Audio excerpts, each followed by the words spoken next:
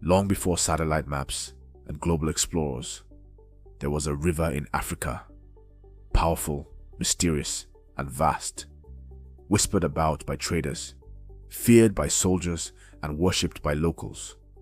It curved like a serpent through the unknown heart of the continent, its course unknown to the world beyond. This river was the Niger, and for centuries, no one, not even the most educated European, could say for sure where it began or where it ended. That is, until one man dared to find out. His name? Mungo Park. To some, he was a fearless explorer. To others, a misguided foreigner, trespassing into lands he did not understand. But to history, he became known as the father of the Niger. Yet, should he have been? Did he really discover the river? Or did he merely stumble upon what many already knew? This is not just a story of maps and rivers.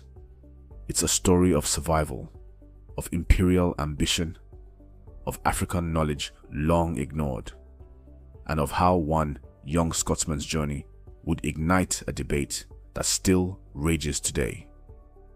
Let's dive into the real story behind Mungo Park and the river Niger. Several centuries ago, little was known about the interior of Africa. While the coastlines may have been well charted by European ships, the hinterlands continued to hold a fascinating mystery that many were intent on solving. Part of this mystery was the path of a supposedly large river, which rivaled the already known Nile. Traders and soldiers spoke of this river, but could hardly provide any clear information on its origin or its course. As a result, little was recorded about it for centuries, despite its name being widely known as the Niger. While many brave individuals would eventually contribute to revealing its long-held mysteries, it was the determination of one man that brought the river into broader public awareness.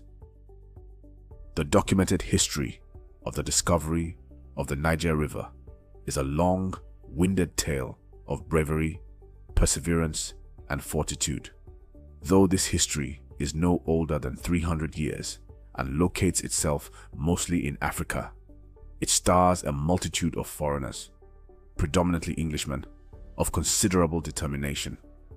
Starting in 1788 with an American explorer named Ledyard, punctuated at intervals by the daring Scottish explorer Mungo Park, and ending after several convoluting episodes with the British Lander brothers in 1831, it is a huge tale, dotted with misery, illness, and deaths, and spanning the breadth of Western Africa from Timbuktu to Badagry.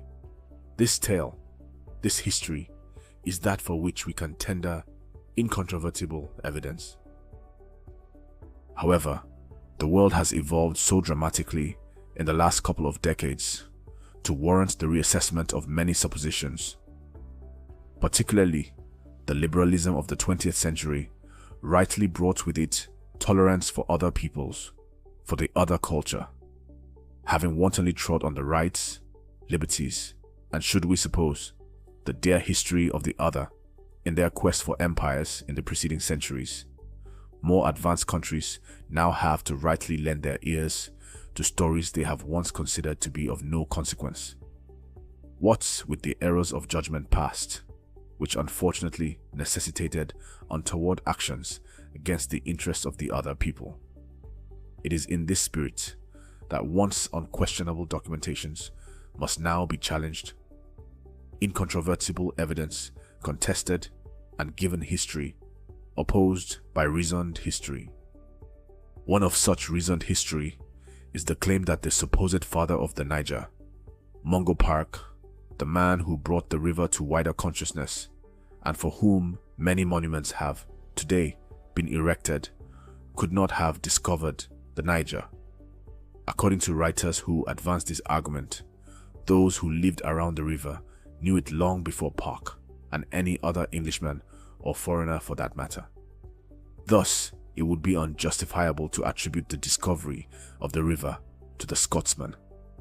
A variation of the same claim goes further to tender that Park had as guides locals who knew the river better than he did, asserting that without their help, there is little Park could have done in successfully navigating this enormous African river.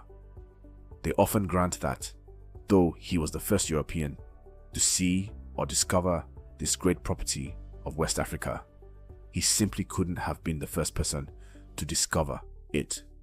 Not only were Africans fishing in the water years before Park, they also interacted in several other ways with this vast body of water as it made its way through innumerable African cities. These are reasonable arguments, even if arrogant, no doubt. When Park arrived in Africa in search of the Niger, he had little to go on besides the information fed to him by locals who were already well acquainted with the river. In fact, he called it the Joliba, the name given to the river by the very locals who lived in Segu, Park's starting point during his first visit. Similarly, when he set out on his second trip, riding on a wave of acclaim from being the first European to set his eyes on the unyielding river, he had with him a handful of guides who joined in navigating through the several villages bordering the enormous river. And just before his fatal crash at Busa, he was in company of a local guide called Amadi, to whom the world now owes the tales surrounding his death. So, Park did not just have help all the way, he was also likely not navigating uncharted waters. That the arguments which withdraw from him the attributed claim of discovering the Niger are quite grounded is therefore founded. But are these arguments really fair? The Niger River stretches from the highlands of southeastern Guinea and runs in a meandering path through several villages in modern Mali into Niger, emptying in a final stretch in the Nigerian Delta. Before it began warranting intense European attention in the early years of the 18th century, written records held inconsistent and incorrect information about this major feature of the Sudan. Maps failed in their descriptions. Historical accounts by learned scholars reported wrong information. On the home frontier, there was little centrally available to paint an informed picture. If there were records, none existed or survived into the 18th century. By then, local information about the river was so disjointed that the river was known by several names along its length, from Mali to its mouth in the Nun. Respective villages probably boasted of knowledge no farther than the limits of their kingdom. While Park was informed at Segu about the Joliba, the locals further down in the Yoruba country called it Oya. Perhaps the different countries along the river could have collected similar information and together arrived at a true finding, if there was substantial interaction among them. However, indications point to none. In the territories around the delta to the tail of the river, there was little to no association with the Fulanis who ruled the northern half. Many in these areas merely made remarks regarding their great water to visiting explorers, probably unaware of how far north the Niger extended. In any case, the enmity engendered by the conquering Fulanis in the tribes further south could not have made room for friendly entreaties from these same people. Such was the situation in the latter years of the 18th century, into which Park and his army of explorers descended in their search for the elusive river. There were no pointers, no records, and no friends. Hostility, fever, and death were instead rampant. In spite of these challenges, the Africa Association garnered resources and sought by all possible means to explore the interior of the Dark Continent. Many explorers went before Park. None came back with news about the river or the people. For those who made the tough journey into the inner reaches of the continent, finding a way out became nearly impossible. Death was often the escape. When in 1795, the 24-year-old Park left the shipyard of Portsmouth for the Gambia on his journey to explore Africa. Many actually felt he wouldn't make it. Plagued by illness and surviving a 4-month imprisonment, Park eventually set his eyes on the Joliba the following year. He returned to Scotland in 1797, where the story of his survival sparked intense public enthusiasm in the exploration of Africa.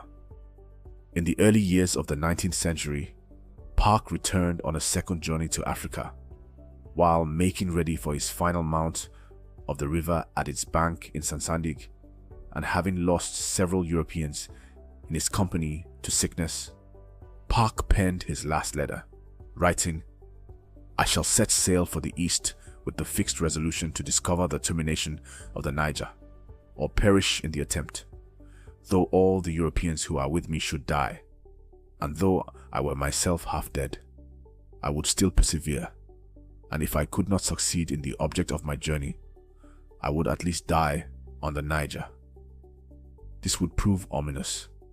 For a man who had endured devastating sickness on his previous trip, and who had barely survived months into a second trip, Park demonstrated profound love for truth and for exploration in his attempt to discover and chart the Niger.